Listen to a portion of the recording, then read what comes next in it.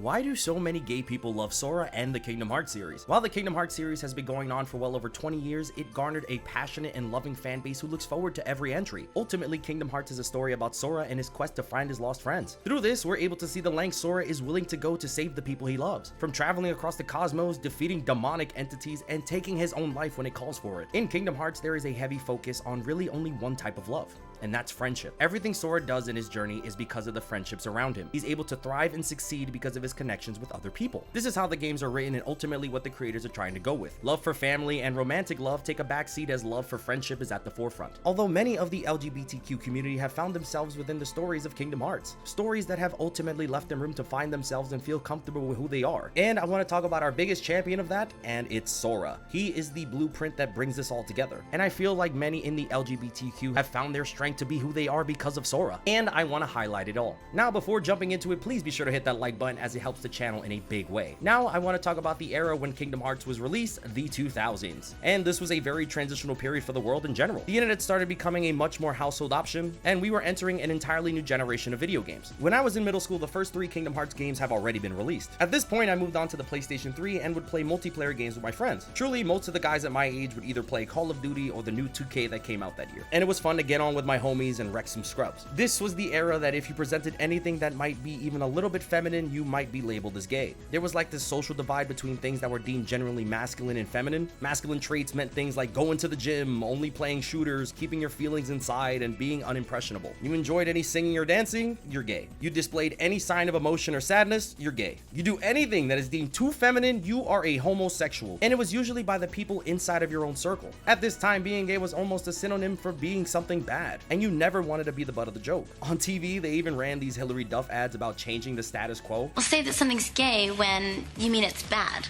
It's insulting. When you say that's so gay, do you realize what you say?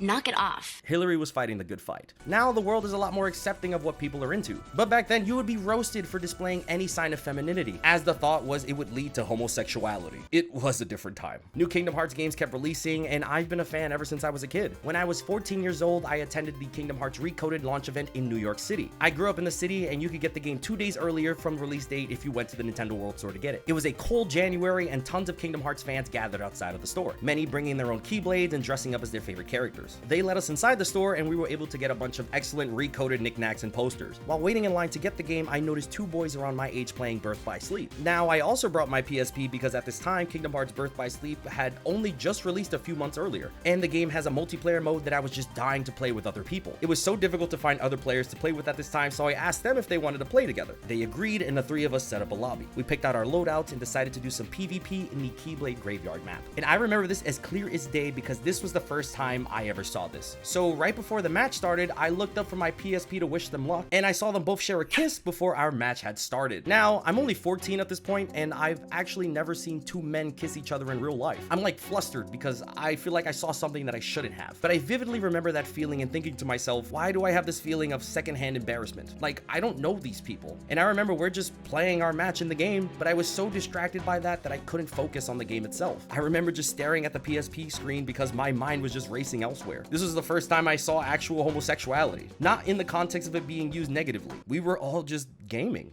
But I had been so indoctrinated to think that what was happening in front of me was a direct correlation to something bad. As I got older, I come to realize that this way of thinking was just me panicking at something I didn't understand. Years later, I would come to find that Kingdom Hearts has been a safe haven for many LGBTQ players. And knowing Kingdom Hearts, it's very easy to tell why. Kingdom Hearts is such a different type of game than what was being released at the time. Looking at the top-selling PlayStation 3 games, most of them feature a traditionally masculine man participating in something extreme or violent. Grand Theft Auto 5 features tons of murder, blood, and sex. Gran Turismo was a speed racing simulator with little character interaction. Then there's Metal Gear Solid, nearly every Uncharted game, God of War, and the mentioned Call of Duty. Even the PS2 days are pretty much the same, with Grand Theft Auto San Andreas, Gran Turismo, and Tekken dominating that list. Kingdom Hearts makes it on this list at number 10, and Sora is drastically different than any other characters on this list. Sora is a character that is very open about how he's feeling. He likes to let the people around him know that he cares about them. He is a protagonist who will physically show you love and excitement. He doesn't hide behind the idea ideas of what being a masculine man should be, because he is truly not someone who cares about that kind of stuff. Sora is just himself, unapologetically. Sora is a character that can sing with Ariel from The Little Mermaid at the bottom of the sea. He is someone who will dance with a man in the same way that he dances with a woman. It's totally fine that he takes time out of his day to help Pooh Bear refill his honey. He will display excitement whenever something fun happens in his life. He is someone who is free to be himself, which is why he is the perfect protagonist for this. Tons of characters are even envious of how free he is in himself. That's why everyone refers to Sora as the light, because he does not let anything hold him back.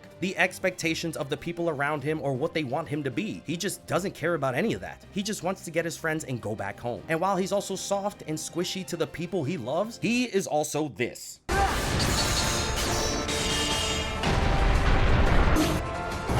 It's over.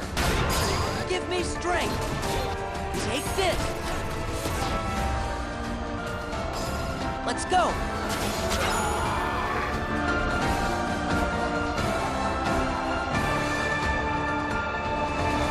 No one can argue that Sora doesn't have hands. They put Sora in Smash Bros because he has them hands. I think Sora can fight anything Kratos has had to deal with and he'll be able to handle it just fine. But Kratos cannot be under the sea with Ariel. Do you understand what I'm saying? Sora is a protagonist that is incredibly vulnerable about how he feels, but at the same time, this does not stop him from having these hands. Sora is about being both sentimental and hyper-aggressive all at once. He is able to balance the two, making him a character all on his own. He's a silly little goober that can level the earth if he wants to. The idea that those who display their emotions are considered weak is completely gone here, and I do think that is something that a lot of the LGBTQ can connect to. The idea that they don't need to hide any facet of themselves to be valid. And Sora is just the sign that being yourself is ultimately what will bring you happiness. Of course, many point out Sora and Riku's relationship is a big part of it. Are these two lovers? Are they just friends? These two care about each other so much and continue to go far lengths to protect each other, even more than the actual canon that is the writing between Sora and Kairi. It's very clear that Sora has romantic feelings towards Kairi because of the writing. In Chain of Memories, there's a moment in the remade version of Destiny Islands inside of the castle where one of the characters is taunting Sora for liking Kairi, and since this is a manifestation of Sora's memories, those words are being made from those feelings that Sora has. It's basically his own brain telling him that he likes Kairi, and that is the direction where the games are going. The canon is that Sora likes Kairi. Especially after the events of Remind, it seems like they're going to be building upon this even more. But before Remind came out, Kairi was basically placed on a bench. From Kingdom Hearts 1 to Kingdom Hearts 3 Remind, Sora and Riku are set together on these grand adventures, from exploring the same castle of their memories to defeating the organization and attempting to become Keyblade Masters together. Sure, you can say they all did this as homies. Honestly, that is the right way to go about it, since this is how the games are written. Just two friends who care about each other, and that's not wrong. But since art is left to interpretation, there's so much about Sora and Riku's relationship that can be interpreted as romantic love. The way Sora and Riku go beyond for one another as Kairi just remains in the background. Of course, art's interpretation is in the eye of the beholder, and I think that's what's incredibly important about all of this. As no matter how you look at Kingdom Hearts, the ultimate lesson is a story about love. Love to protect those who matter. Love to be yourself. Love to find strength even in the darkest times. And the love of accepting who you are even with all your flaws and imperfections. Do I think we'll ever see Riku and Sora be canon? Probably not. It just doesn't seem like something that will ever happen given how these games are written. I do think Sora and Riku will just be best friends forever, while also continuing to have some of the best romantic subtext in the games. They'll be besties.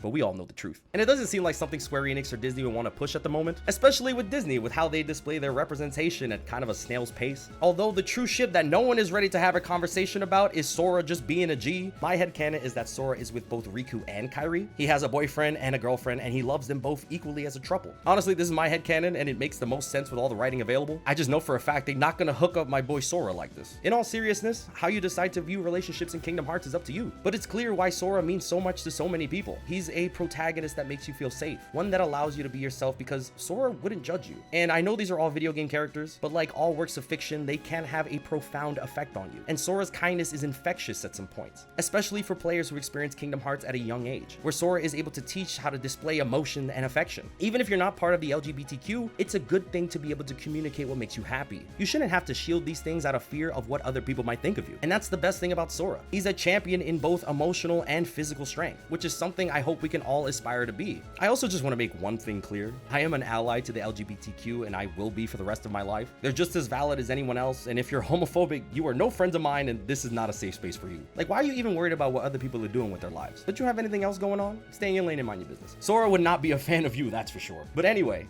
Happy Pride Month, y'all. It's still my favorite franchise, and I'm looking forward to see what they do with Kingdom Hearts 4. And if you can, tell me a story of how Kingdom Hearts has affected you in a positive way in the comment section. It could be a story about how the games helped shape part of you, or something that just made you genuinely happy that happens, especially if you're a member of the LGBTQ. I love reading your personal stories and how you connect with the franchise I adore so much. I'm happy this is a safe space for you, because it's been a safe space for me. Thank you all so much for watching. Be sure to comment, like, subscribe, and stay awesome.